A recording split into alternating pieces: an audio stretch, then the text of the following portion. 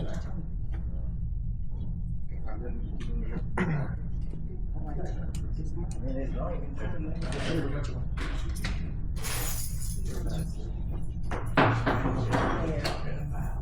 call the work session for the June 25th, 2024 City Market. Should be noted, Mayor Pro Tem Renee Knight is online. And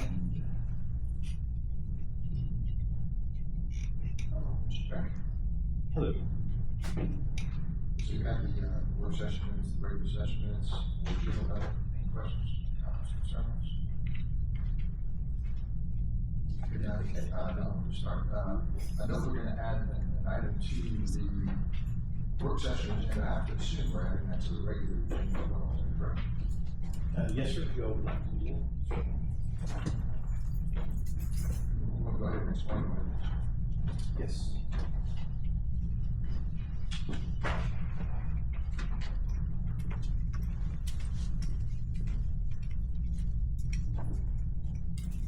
There has been some discussion around the roof at the Reynolds Road facility on the location typically known as the gym.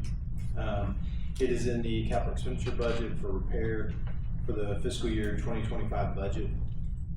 Received I request to receive the bids for those, so I put it on here for this evening.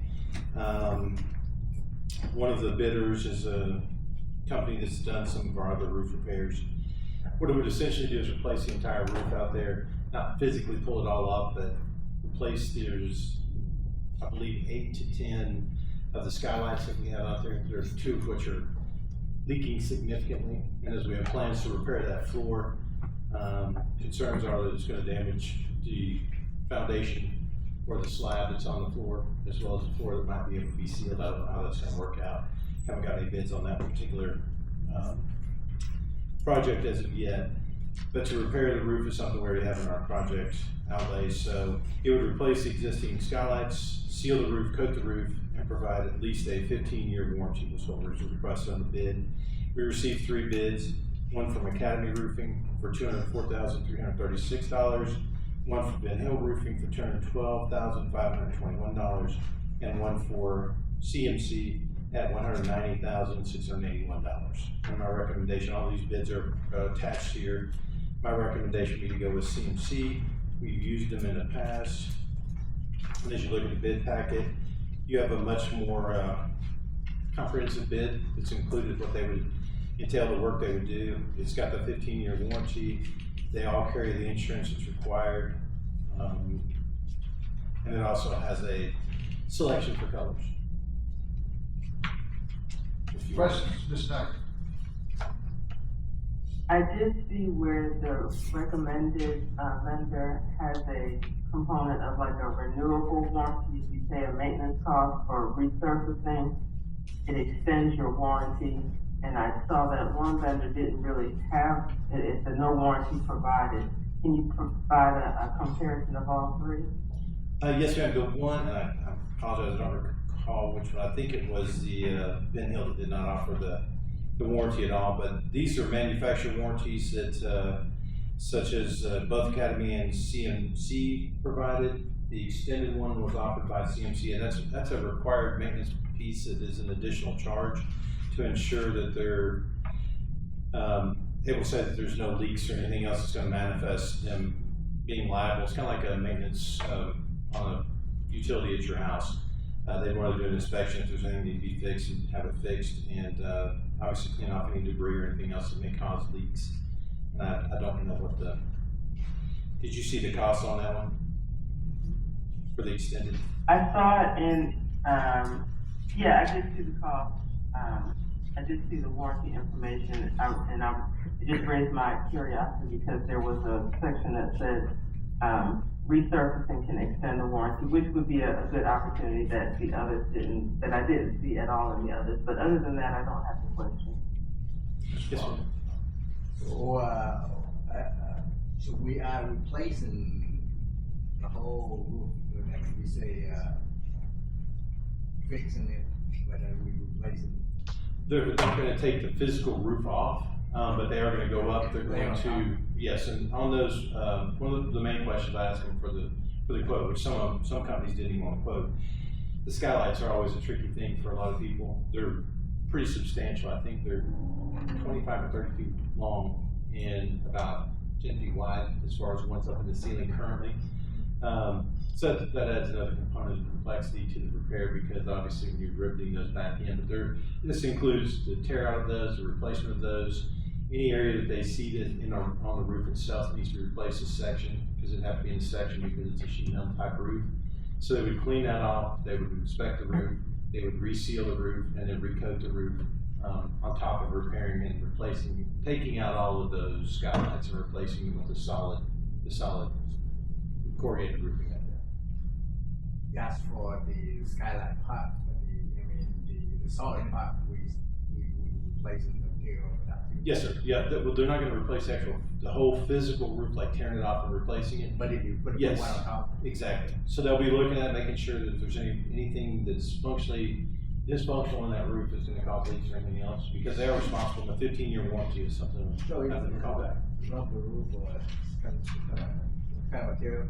It's going to be, the sealant will be one coat of the material, and the material is listed in here. I think they've got a material list on that, especially that first one that breaks it down so well, the CMC. They'll do the pressure washing. They'll take off all the surface contaminants, scrape and peel any of the loose material, and then they put a chemicals cleaning on it, and then they put a new red oxide primer. So the primer is the first level on that. The primer is the first level on that, and then they'll do the sealant, which is, it's a coating that goes on like that, I guess like a neoprene type coating that goes on top of it. So it's the liquid coated, it's not that, Right, yeah, they'll put it's a liquid coating. layer of material, okay. And it just comes with a 15 years warranty Yes, sir. on everything. Right. Thank you. Yes, sir.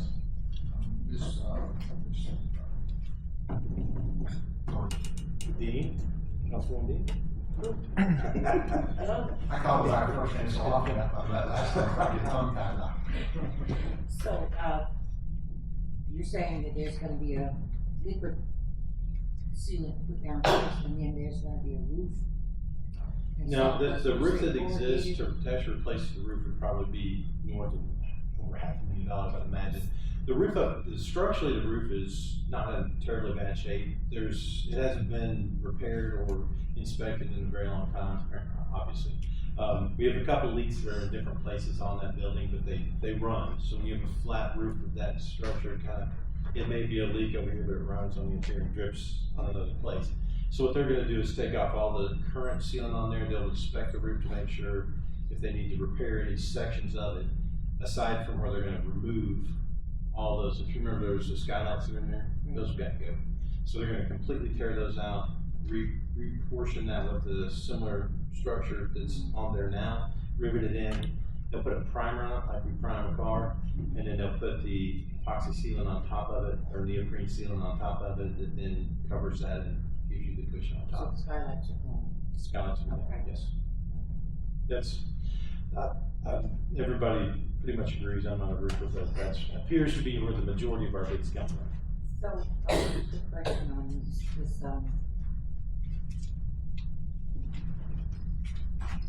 page number, but there's number 6 on here. This copy that you were given here. I got you. See the numbers? Yes, ma'am. Oh, number 6 on here, yes.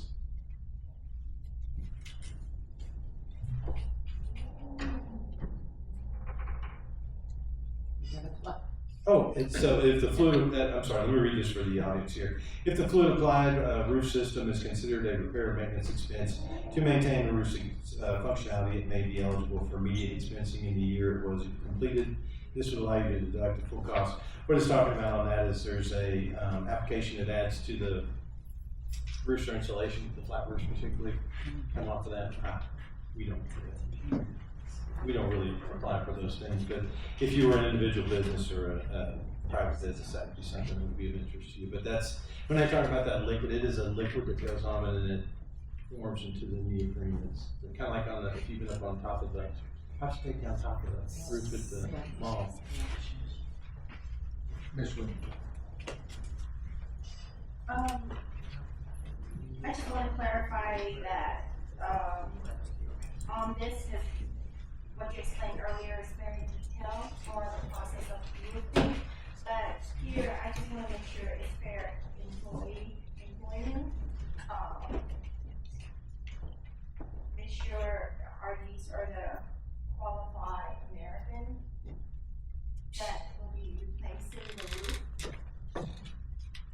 roof. I know that these companies are all, insured and bonded.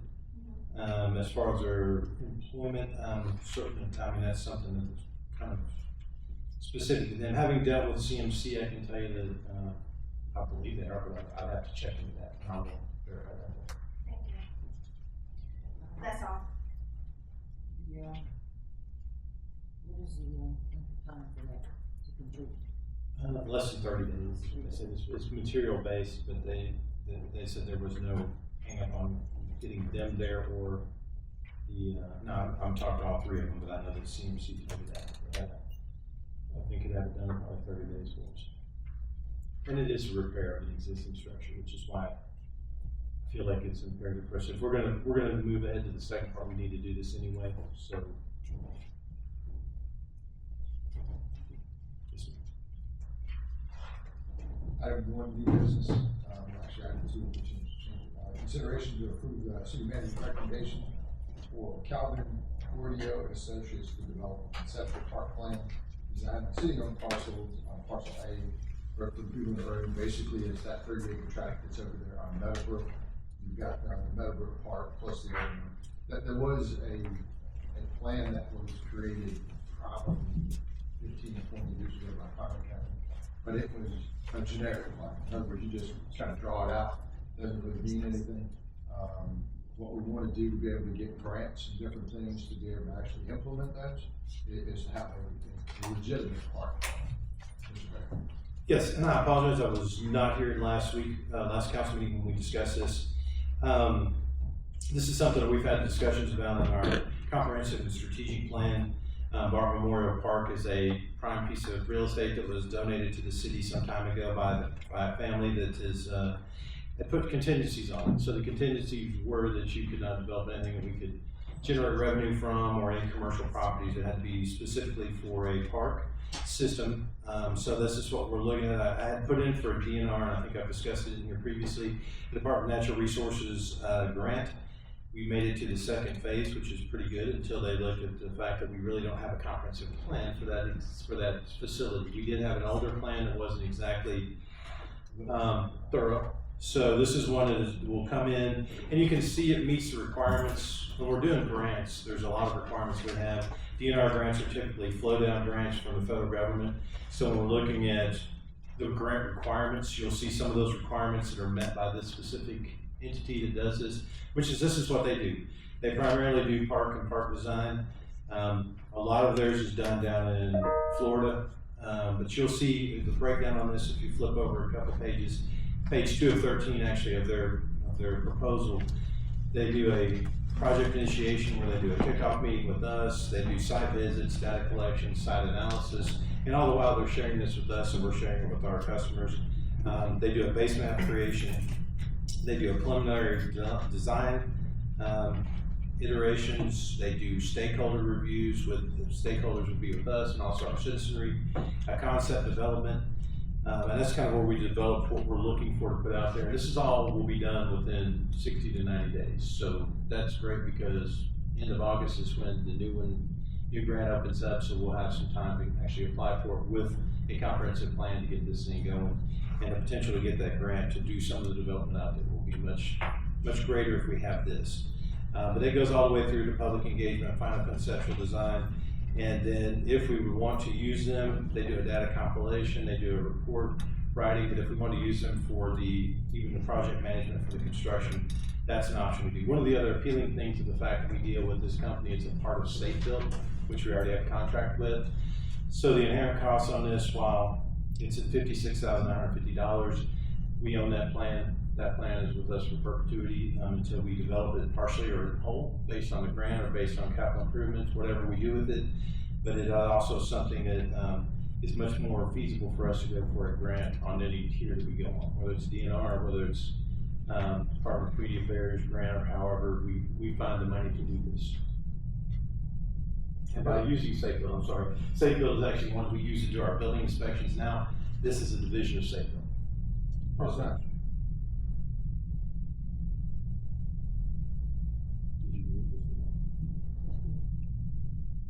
Mr. Clark.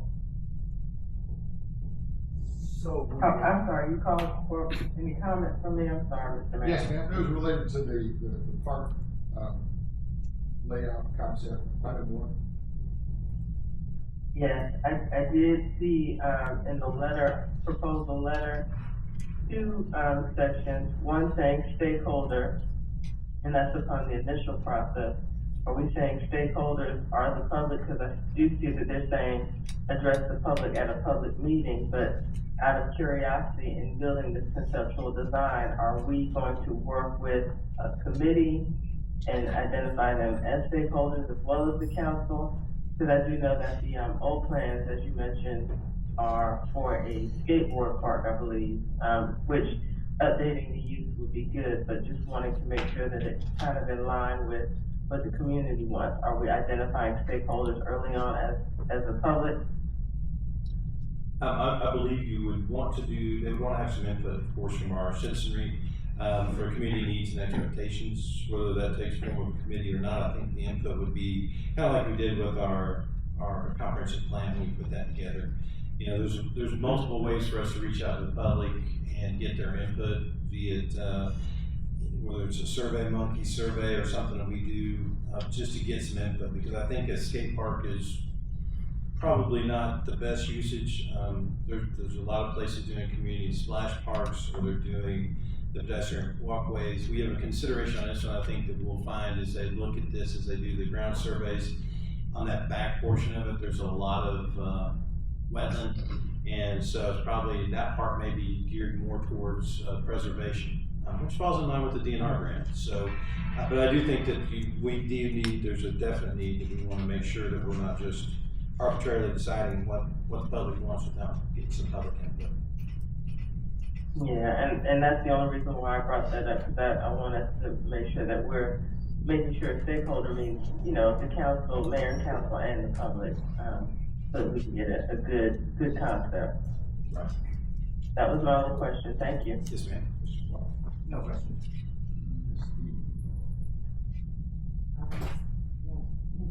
Just like asked some of the questions, that I was looking at, as far as the stakeholders. I see that there's several meetings with stakeholders as the progress is, thematic brainstorming. That's We're gonna sit in the corner and hum. No, this is, in my conversations with this firm, they're very adept at doing this and pulling out what they need and quickly getting an assessment of what the needs and what the desires and what we can afford. So they blend those together. They do a lot of these, and I can bring in some examples of what they've done. Of course, if we move forward with them, there's other options that we could look at. I'll be honest, in conversations with the other ones, they're not as, they don't have the pedigree that these folks do, because they have done a lot of parks, especially in South Florida, around Miami Beach. One of the ones I saw from the Miami South Beach area that they did was a very tricky track of about 33 acres that they did, a very similar conception. I think that we would all agree would be anything. But yeah, those are where there's different ways that they get input, and that's what I was saying. It's not necessarily just to sit down with a state committee. Okay, is that a point where perhaps you might have input from, the public? Oh, definitely. I think at the first part of this, when we're doing a stakeholder review, that's part of what we'll look at with the comprehensive plan, because we did get, if you remember, we had questions on that from the feedback on our comprehensive plan as to what people would like.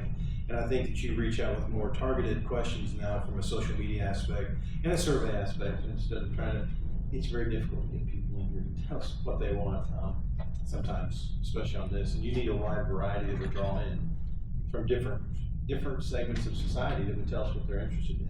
So I think walk paths or something everybody can agree on, bike paths, fitness, components. Does that answer your question, Steve? Ms. Wendy? So when is the deadline to have the grant to be submitted in? The grant reopens at the end. I don't have specificity on it. I just know from someone who told me from DNR that it would be opening in late August, early September. So typically those grants run for 3 months, 60 to 90 day opening period. It depends on allocation of funds, where their funding comes from and what's available. So it's kind of, I just know towards the end of the summer is when we need to have something ready if we want to resubmit on that. Yes, maybe this is a good opportunity where we can explore, the town hall, inviting the public in to encourage our seniors and our youth to have their input in, because they will be use, of this area. This is where behind the Costco, area, where, behind Costco, we have a wetland area, little park name, but there's nothing right there yet. So this is for you to use, so I encourage everyone to have your input in when we have the survey, when the DEC, whatever platform we use, we encourage everyone to participate here. From just a normal standpoint, in your mind, depending on what you see, I don't want you to just do visions of Grandview, that will have, coliseums and all these things out there. That's just not reality. To be able to continue on some of what we have, in other words, we have a full trail system on basically half of the city wall, and we have nothing on the other half. And you've got to look at how can we manage to continue to get grants, because we're adding on to what we already have. But we don't have a tie-in at this particular point. We've got one about the university, but we don't have a tie-in on this side. So you have to kind of start, think of it as the properties you own, and put something comparable to what you already have if you walk down, the trail system here. Now, does that mean at some point in the future all of this is expandable? Of course it's expandable. But if you have to look at how many millions of dollars we've already invested in projects we have, and how long it's taken, it might be beyond my lifespan, to see, coliseums and granting. But especially on that backside, if you know anything about that property, when the inspector says that it's wet, it's really wet.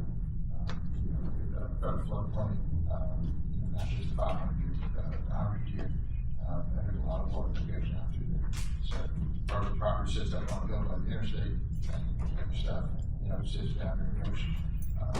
It doesn't mean you can't cross it. We managed to do it on the back of Masonic Lodge. You go through there and you see kind of the boardwalk concept. And we did that in phases. I don't remember how many phases. It was probably 6 or 7 phases by the time we were done. Each one of those was nice enough to get a federal grant or a portion of a state grant, so we paid 20%. But to be able to do it, one of the big criteria to get in the game is you need to own the property. Then the next one is you have to have a plan. Well, we own the property. Now go ahead and give yourself a plan, and then you would be able to be one of those first in line. It usually takes about 2 to 3 years, to be honest, to get the TIPs and things like that, transportation improvement fund. And so you'll get a little bit of funding because you're spreading it out over the entire state. But match that with your 20%, do your regular funding. By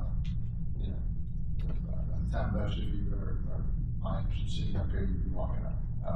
It takes about that long. But it'll be a good exercise. A lot of fun. Ordinance, these are second readings, so we've got second readings for the solid waste collection.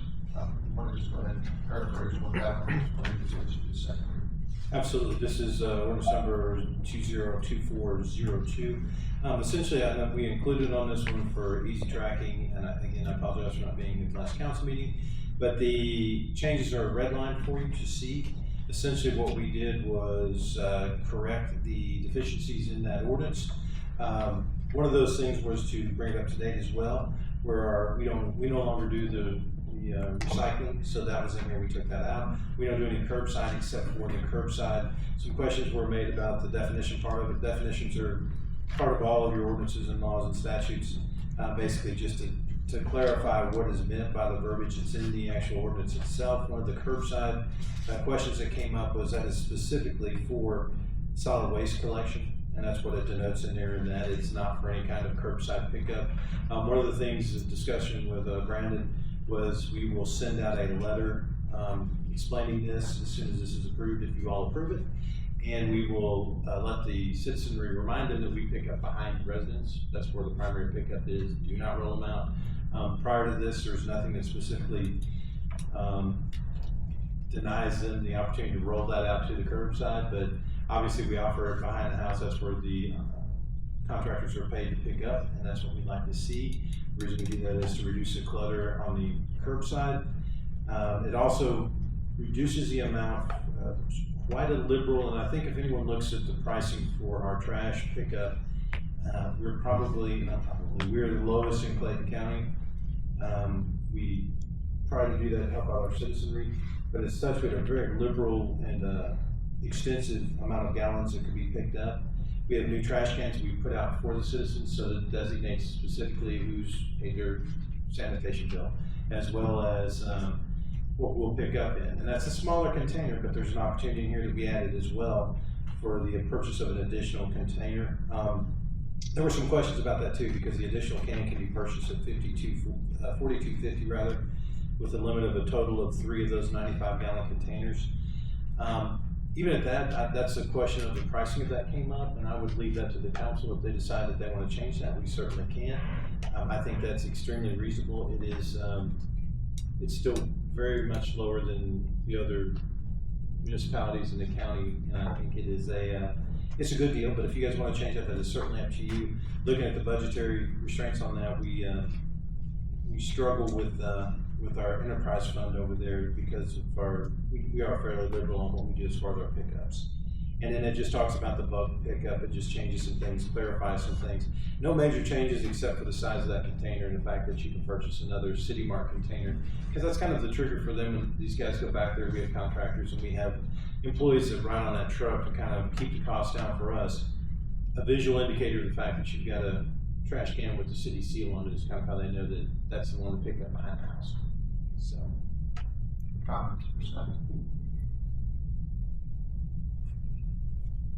Yes, I think the revisions, kind of locked down what we were discussing previously. And as far as the fees goes, structuring it in a way where, it is backdoor service. Quite a bit of the containers are large, but it makes sense to make sure that the price structure is impacted by additional cans and additional service. That's the reality of the sanitation service pickup. That's my only comment. Thank you. Ms. Stevens? That is side door or back door. Yes, ma'am.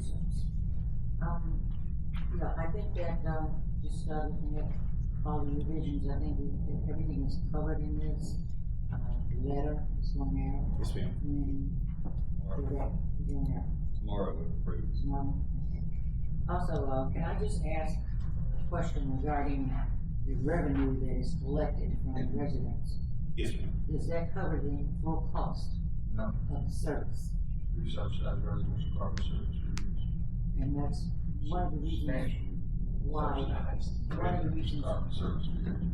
one of the reasons why, if you want additional trash cans, that we're asking the citizens to pay for that Absolutely. already. Yes, and we do, to be quite candid and to be transparent, we do subsidize that, the trash pickup. Otherwise, you'd be paying the $60 to $90 a quarter that most places charge. And they pick up on the front and you'd be recycling supposedly. But I mean, that's that is one of the reasons why we need to clarify that and put it in. And plus, we've had complaints. The reason that the city determines to do this and does a backdoor pickup is for the aesthetics of not having trash cans all over the street. So that's one of the things that we wanted to clarify in here and give some teeth to code enforcement if they come up and say, hey, it's now clarified and it's codified in our new ordinance, updated ordinance. Ms. Just we have my constituent, they're concerned raising about the section 523 where the cost of the, trash increased for additional one. For instance, if someone that would like to have 2 trash cans, it would be $85 per quarter, and if someone wants to have 3 trash cans, it would be $127.50. So, I understand that the city is heavily, That's a lot. subsidize the cost that currently we have right here. But one of the things that they raise is, that's the reason why I live inside the city of Morrow. And that's the added value that I want in the city. And one of the trash, the cost of the trash and the service, the quality service that we provide, and that's attract our citizens. Maybe there's something that we can help to reduce the additional trash can, something we need to look in more further. I know that we have a cost already, but for the people who have a bigger family, or even people in medical, they have a lot of waste too. So something like that we need to help out, our citizens. Yeah, on top of that, it's whatever kind of makes sense to not punish, whoever you got, 2 or 3 represent the amount of, And that's something we can look at and, maybe come back with an amendment to this and cascade that down, maybe with an amount. So, again, that's what I know that was a point of contention for discussion with you all, and some of your constituents from the last meeting. And if you want to change, we're certainly up for that. We can look at that and see if we can cascade that down and amend that, or we can do it on the floor if you choose. I'd rather have some information back up. I know just from the standpoint of budgets and other things, but we're just now getting to the point where we're actually having our trash can and we're picking it up versus just picking it up for nothing. All right, so we're just learning that. Where before we didn't really know if it was yours, now we just pick up a lot of stuff. Okay, and then when we stopped doing the front door garbage pickup, not the front door garbage pickup, the leaves and limbs, somebody would get upset and say, you didn't pick mine up. You haven't had garbage service with the city in 5 years. So that kind of makes it work. But this part right here just talks about the ordinance itself for adoption. We can have a completely separate discussion about process in terms of how we're going to do that. And we can set that at any time. So, just everyone's have the discussion. We simply subsidize your garbage service. I'm very serious about it. We were talking several $100,000 is the difference. So, and everyone, the cans aren't quite as big. You make some of those arguments for that because we had a certain number before. It's kind of borderline depending on who's there. So there might be somewhere. Because you do get some economies of scale. The truck doesn't have to come out twice, right? We're already picking that up. So that might be a way to look at it. But then you start talking about 4 or 5 garbage cans or something. Maybe. Somewhere in these things. But we don't have to decide that today. And we will be needing to codify our fee schedule once we get the budget done and everything else on these ordinances, so there's another opportunity to look at those. But when somebody's paying straight up cost, like I said, that truck doesn't have to come out twice. And it's already sitting there. Then basically what you're picking up at that point, depending on how many of these we would have, if half the city of Morrow went into a second garbage can, that's a whole different animal. If you're gonna have a limited number, that's not really changing, how many times that truck has to be dumped. So it's not running somewhere. Just got basic cost of basic disposal.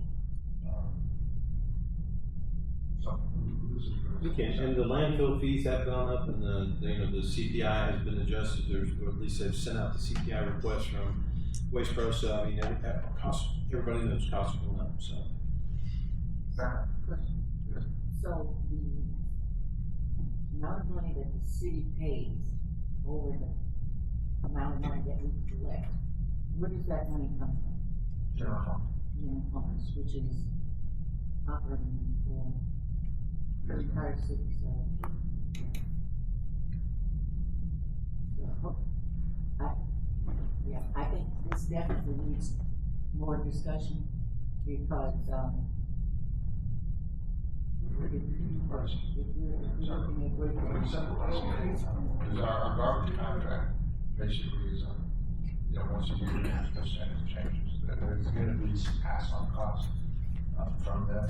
I don't remember if it's July or August, but somewhere in there, there's a passing on. Speaking with them at the GMA conference, I think they're gonna mercy us only a 3% CPI increase instead of 5. Some are getting 5 and 6% around. So they handed out really cool marshmallow looking trucks, waste products, maybe they didn't take We it. paid for that. They're stress balls. You need to talk to us. All right. Mayor Raffles? Yes, ma'am. If I might add a comment, Go ahead.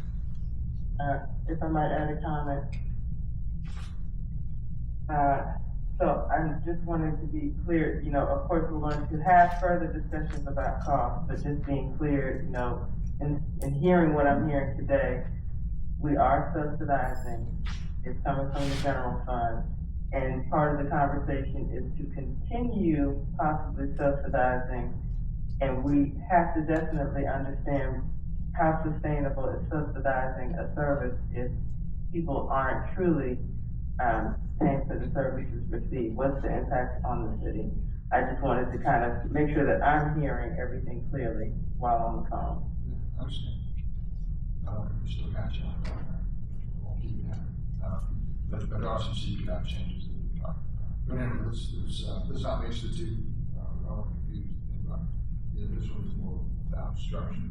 Garbage cans, whose garbage cans they are, how many you have, how do we make it work, and how do we pick it up. Okay? All right, second reading, I'll do that. The last one, was related to, again, second reading, and this one was more related to a specific piece of property owners. It is a designation of change in the mixed use ordinance because it was designated in the mixed use section. There was a former gas station on that property based on some conversations with, our legal team. And they believe that individual has a right to have a similar use that was on there before. You can't build a house and then, us take it away. There's some legal challenge there.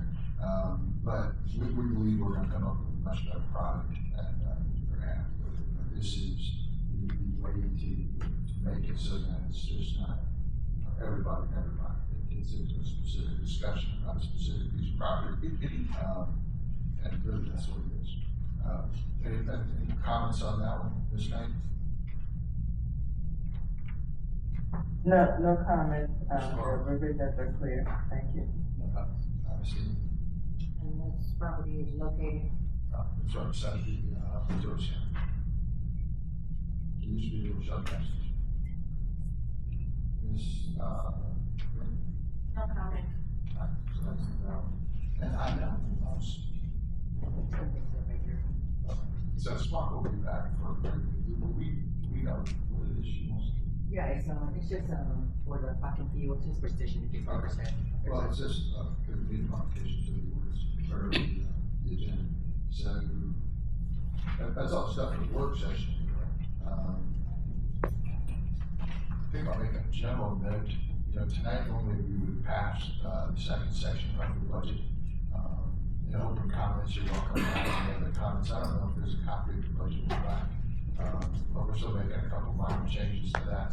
And we may end up with a call meeting between, 24-hour notice, so probably by Friday, we should have it. So the world's not coming to an end, nothing crazy, just, we want to get it as right as possible. And I think most people in the audience would appreciate that. And then Ms. Sparkle has one presentation. We'll ask to add that to the agenda, probably right after, usual.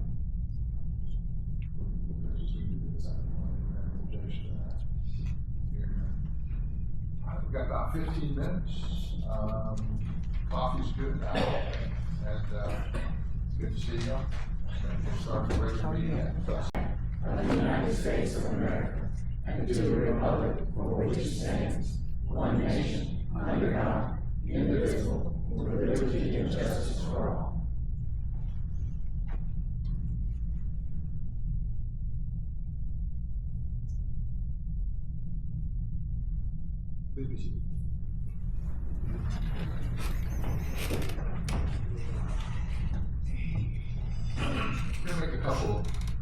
recommendations to make some changes to the agenda. One of those is we're gonna defer, the regular meeting minutes and the work session minutes based on the fact that we were doing, verbatim minutes based on a public hearing that was done, a couple weeks ago, where we had the hazardous materials in there. And we know that they had a stenographer here, but we also want our record to be very precise in that section so that we have it as a true public record for what we do.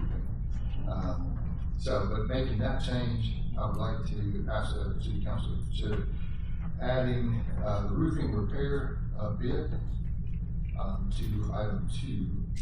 And then we're gonna add Ms.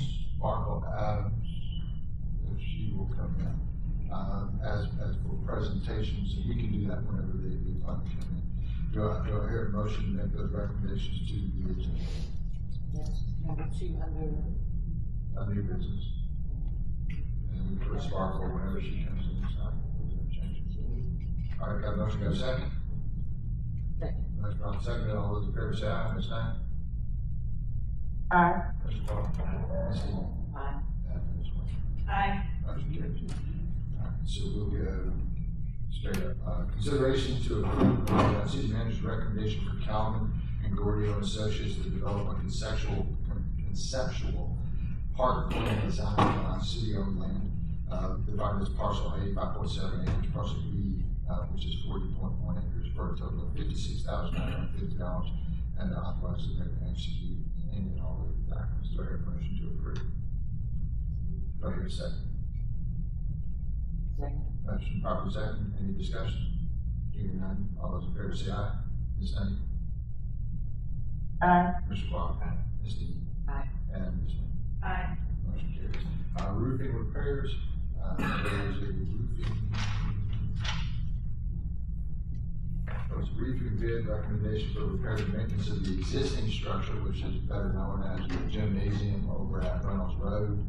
And obviously we are on an older property, we're renovating the newer building over to the side, which has got a combination of things taking place in it. But you're gonna watch us take the gymnasium forward as well as that chapel that's over there. This is dealing specifically with the roof, and the recommendation from the city manager is CMC in the amount of $190.68. I'd like to add plus rusted references and per square foot. What's that? $190,681. Okay, plus, there's a section in there that, so the rusted references, it has a per square foot as listed. And just put in the records somewhere, because we're not 100% sure what that roof is. It's 30,000 above linear foot. And you've had those questions before you, plus we've had a discussion in the work session. Do I hear a motion to approve? Motion. Do I hear a second? Second. Motion properly seconded. All those in favor say aye. Ms. Knight? Aye. Mr. Clark? Ms. Dean? Aye. And Ms. Wynn? Aye. $30 per minute. $30 per minute. Ms. Sparkle, please.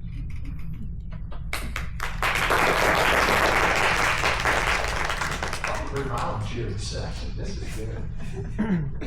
Thank you so much, Mayor, and good evening, Mayor and Council and the residents. How are you all? Great. How's everybody? Amazing.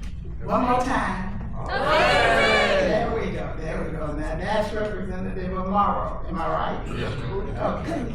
And with that being said, I am Ms. Sparkle Adams. I'm the Executive Director of Walking In Authority, which serves as the official youth council for the city of Monroe. We just had an opportunity, and before I spill the beans, I'm going to turn it over to Yeremi, our first vice president.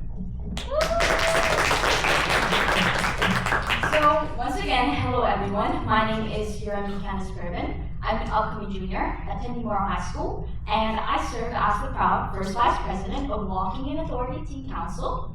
And to start off, what we're going to go ahead and do is give you a presentation about our trip to the Tuskegee Airmen Aviation Summer Camp. Essentially, what we did here is we learned about the rich history of the Tuskegee Airmen, along with piloting and aviation. We got to learn more about career fields and things that us teens can be exposed to now in order to have a more prosperous future in these fields. So I'll go ahead and start off and passing it over to Tanaya.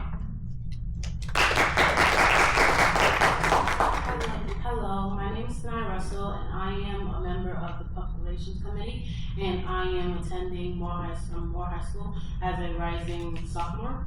And I would like to talk about the Falcon Field trip that we were able to attend.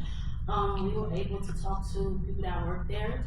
We were able to ask them why did they go to aviation, and why, and also we were able to talk about the aircrafts, and we were able to have a tour, talk about aircrafts and learn their history, and they even had some duplicates of the aircrafts that they used in World War II, I think. And that we were also able to see some history, as we were able to see an aircraft named Miss Betty.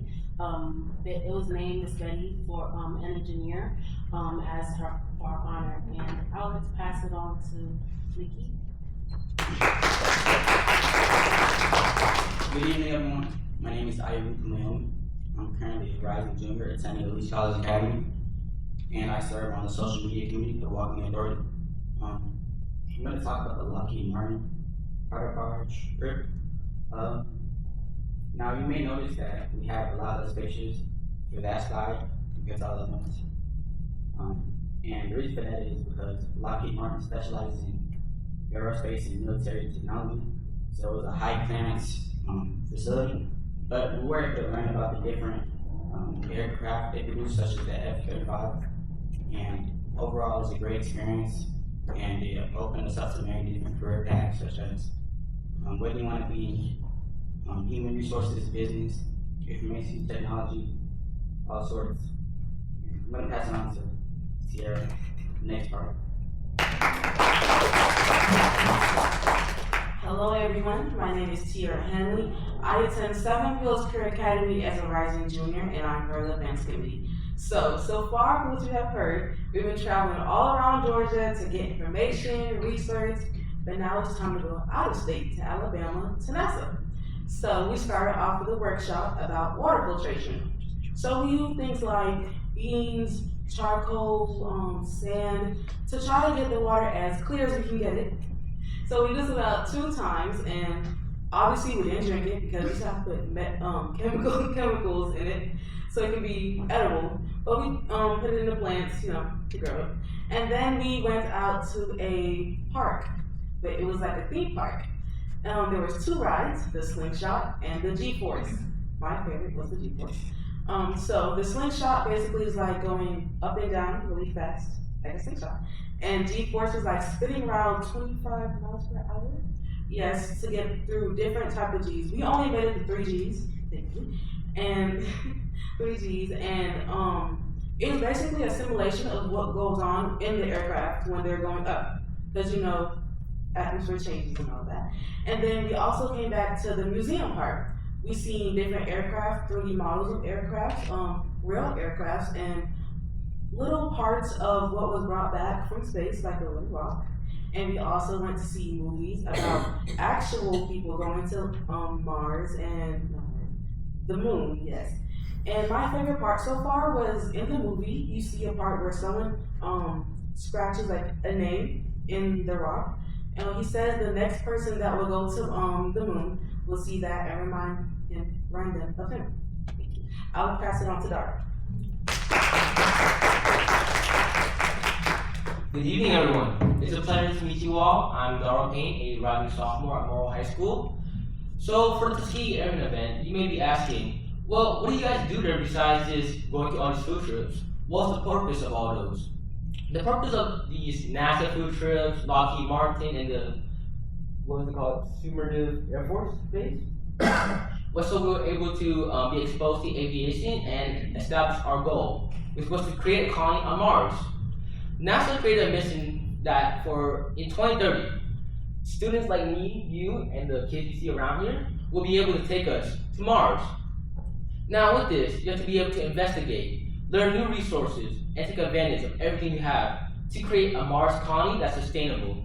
Now, we don't want a Mars colony to just last for 2 years, 4 years, 10 years. We want it to last indefinitely, to be able to be self-sustaining and to continue on into the future. Our goal was to create this prototype of a colony, gather materials to make this colony, and be able to make a prototype of what our colony would look like. So the interior, exterior, and materials that makes up the colony. I'll pass it up to Jeremy to explain more about it. Thank you guys. So more on our mission to Mars. Essentially, from Monday all the way till Friday, we had different sessions that we had, and some of them involved either making a puzzle, which was our actual quote-unquote rocket that we were going to use to go ahead and colonize Mars. And then we also had different kits that were biology related in order to demonstrate how we were going to live in Mars. So essentially, with the group that attended the summer camp, we were split into two, and we each were in a competition with one another, and we underwent the different brainstorming sessions in order to see how we're going to make our goal happen and quote-unquote colonize Mars. And honestly, I feel like this opportunity was really great for us teens because we got to learn more about leadership skills because we had to have a commander-in-chief. We also learned about the different roles that play within being in a group. And essentially everything was just a spectacular experience. It not only brought us closer to learning more about the Tuskegee Airmen, piloting, but it was truly just a wonderful opportunity. And just to wrap things up, I really want to give a special thank you to the City of Morrow for their gratitude and constant encouragement, providing us Walking in Authority as their official team council. So thank you very much. Thank you all so much. And with that being said, by them coming to the council meetings and listening to you all talk about the community and building communities, they were able to build a sustainable community / colony on Mars. Had they not been able to come here and listen to the policy making, listen to the things going on, it might have just gone over, you know, as another project.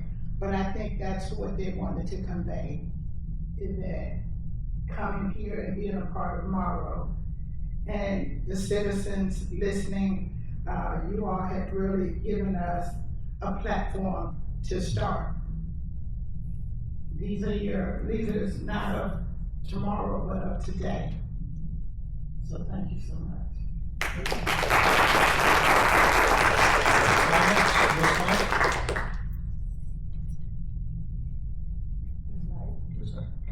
Mr. Clark? Yes, I apologize for not being able to see the presentation, but you know, every time Walking in Authority and Ms. Sparkle comes, it's the highlight of the meeting, just how dynamic the students are, how well spoken and focused. It's just a joy to be able to see in action. And quite honestly, I say all the time, you know, we're not going to sit in these seats forever, and to know that there are groups of students that are really engaged in learning and bettering themselves and being a part of their community, it just warms my heart. I really appreciate what you students are doing. Please know that your efforts don't go unnoticed. You all are doing an excellent job. Thank you. Mr. Clark? Really impressive, and so proud of you guys, especially you. Again, we talk, I'm really admire what you do. Appreciate it. So, thank you. He's been calling me different names tonight. Yes, I would like to say also that, you know, I see, you know, like our children here, all of us, you know, we see our children and we see that, you know, how you all are moving forward, growing and experiencing what life is really about. And that's a great thing, because when you learn it at an early age, you get the understanding of how to prepare yourself for whatever future you want to have. So keep doing what you're doing. We're proud of you, and we think you're fantastic. And we want to do more with the art. Kari helped you with the art. Yes. Ms. Williams? Firstly, I would like to welcome the members 2025-2026. Last year, I see many brand new faces, and I'm so proud of the new board members on the executive board member. You guys are very well spoken as always, and thank you, Ms. Michael, for your leadership right here. And continue good work. And I see that's the new motto, and Clayton County have a bright future with all you guys in it. I'll just reiterate what you said, you know, a number of the different places that you went, Lockheed and a few others, I mean, the historicness of just where, some of those fighter pilots and others came from, that's one aspect of it.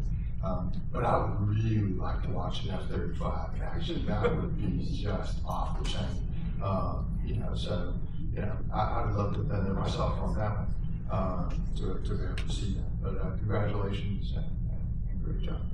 One of the things that the Mission to Mars also taught them was that you don't have to be in the aviation field. You don't have to be one that wants to be an astronaut or anything like that, because they need people who know how to sew and, you know, create the uniforms that the people that are going to Mars need to wear.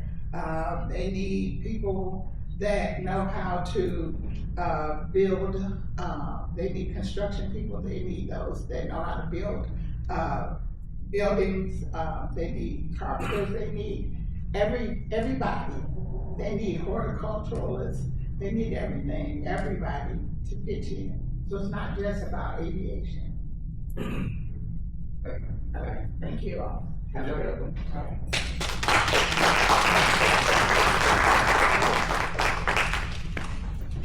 Moving on the agenda, ordinance 2402, as it relates specifically to the collection of residential refuse in chapter 2, solid waste disposal. We've had that before you. This is the second reading. Do I hear a motion to approve? Do I hear a second? Second. Motion properly seconded. All those in favor say aye. Ms. Knight? Aye. Ms. Swan? Ms. Dean? Aye. And Ms. Smith? Aye. Motion carries. Ordinance 2403 is related to amending the section of 915 mixed use specific to provide for severability with field conflicts as explained earlier. It's making modifications so that we can solve a couple of problems for a specific piece of property. You've heard that. Do I hear a motion to approve? Do I hear a second? Second. Motion properly seconded. All those in favor say aye. Ms. Knight? Aye. Mr. Clark? And Ms. Dean? Aye. And Ms. Smith? Aye. Motion carries. As stated earlier, normally we would have had a final reading of the budget tonight. We're gonna make a couple of additional changes. But just so that if there's anybody else who had comments, just in case you can't make probably Friday's meeting, is there any discussion from the audience in related to the 2024-25 municipal budget? Hearing none. Look forward to it. It'll be properly posted. Other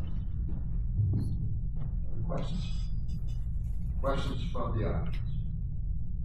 Yes, Chairman.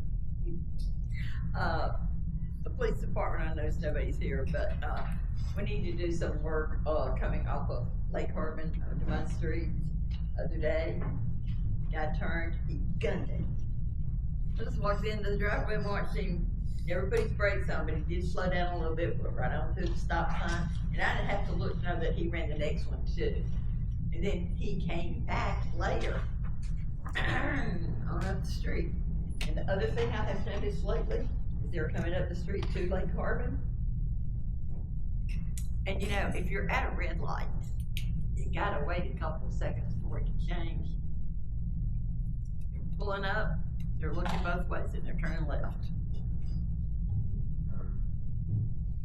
Other comments? Comments from the, oh, I'm sorry. Just remind everybody that's here, you know, Freedom Fest this weekend, right? Yes, This weekend. Saturday. So I'll be working, and if y'all don't come, I'm gonna find you afterwards. Good point, good point. Comments from the city council this night? I don't have any comments. Thank you all for, attending the meeting this evening. Mr. Clark? No comment. Mr.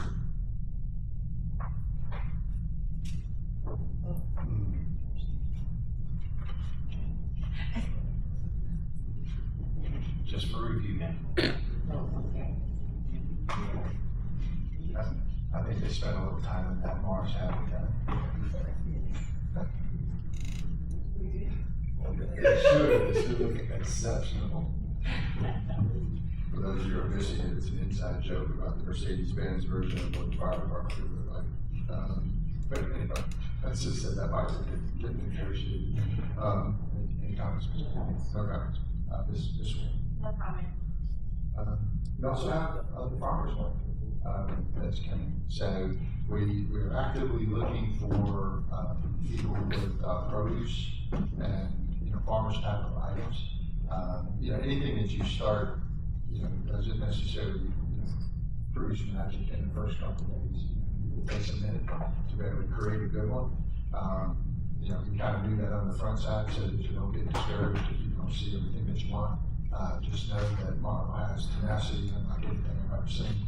When we tell you we want a farmer's market, we want a farmer's market, and we're going to get one. It just might take us a minute to get there, but we will get there. So for all of those that are sitting in the house, we appreciate you greatly. Just hang with us. It might take us a full season to get where we want to go.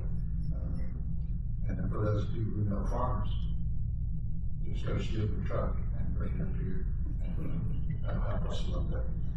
There's some easy stuff, peanuts and watermelon and a few others. We just need to remind them we've got 35 to 40,000 cars literally on that interchange up there during that weekend. So it's just a matter of just repackaging the sales pitch on it, saying where you can sell your product. There's no question. But we also have very good competitors who've been doing this stuff for years. If you want one, they can drive down the side bridge to their Starbucks, but if you want one down in your stretch of the woods, Vermont, spend a little bit of sweat equity to get it too. So I believe we'll do it.